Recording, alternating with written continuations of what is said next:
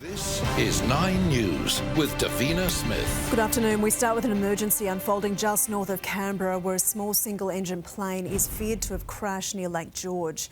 The 5-seater Cirrus SR-22 took off from Canberra Airport just after 2:30 p.m. It has tracked south near Queanbeyan before flying north. Now, 6 minutes later, we know the aircraft made a sharp plunge around Lake George, with air traffic control unable to establish communications with the pilot.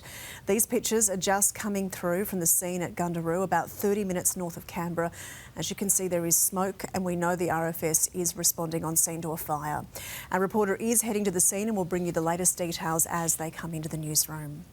A chemical inferno at a new electrical plant just north of Newcastle is stumping firefighters this afternoon. Our reporter James Wilson has the details. You can see smouldering behind me this renewable energy demonstration plant here in Tomago, northwest of Newcastle. It was at the centre of an explosion scare early this morning.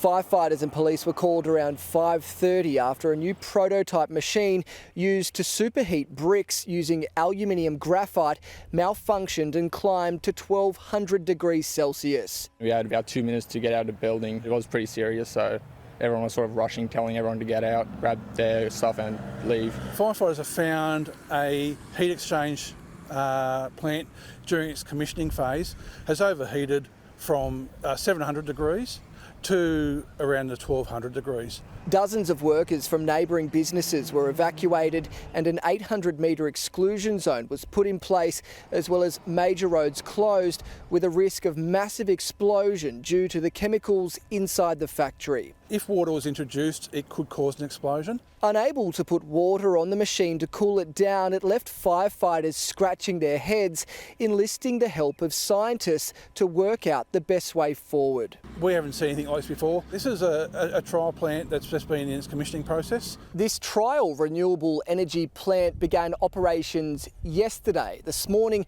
was the first time they'd turned on this machine. It's not yet known what caused it to overheat. Australian billionaire Anthony Pratt has reportedly been questioned twice by the FBI on whether former President Donald Trump told him about classified information on nuclear submarines.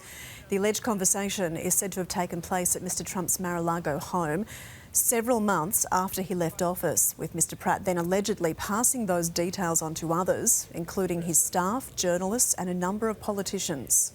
What a betrayal to have former President of the United States sharing this information. Coming up in 30 minutes, a full report from our US correspondent on the bombshell claims that are making headlines around the world. Well, chilling CCTV has been released as police investigate 2 carjackings in Sydney's west and northwest. Footage shows the moment 2 hooded men approach victims in their cars, allegedly threatening them at gunpoint before driving off. The incidents occurred on Seven Hills Way at Baulkham Hills in June, another almost a month later in a car park on Richmond Road at Blacktown. Police are urging anyone with information to contact Crime Stoppers. An angry and devastated Volodymyr Zelensky has lashed out at Russia over its missile attack that targeted a small southern village, killing at least 51 people. The details from our Europe correspondent Karianne Greenbank. Well, the attack happened in the village of Horoza in the Kharkiv region, with the missile striking a local cafe. As many as 60 locals had gathered for a wake. A 6-year-old boy is believed to be among those killed. Rescue workers clambered over rubble to search for survivors and bodies. Ukraine's defence ministry said there was no military targets in the village, and Ukrainian President Volodymyr Zelensky has accused Russia of genocidal aggression. It came as President Zelensky attended a summit of about 50 European leaders to appeal for more support from Ukraine's allies. The strike is one of the deadliest attacks against civilians since the start of the war. 3 days of mourning will now take place across the south of the country. At least 3,000 people have been forced to evacuate their homes in Spain's Tenerife as wild winds threaten the popular island. The blaze, located in the northeast away from the main tourist area, has been brought under control, but it hasn't been fully extinguished. The same area suffered one of the island's worst wildfires in decades in August. When shopping at Aldi stores, you might notice more paper and less plastic on the shelves. It's part of the retail chain's effort to become more sustainable. Mints will no longer come with a plastic tray underneath, and styrofoam noodle cups will be phased out and replaced with paper. The change is part of the German giant's goal to reduce plastic packaging by 25% come 2025. Well, the flu can strike hundreds of thousands of Australians every year. But just how much of a difference would it make if everyone got the flu jab? We'll speak to an expert about the startling new statistics next.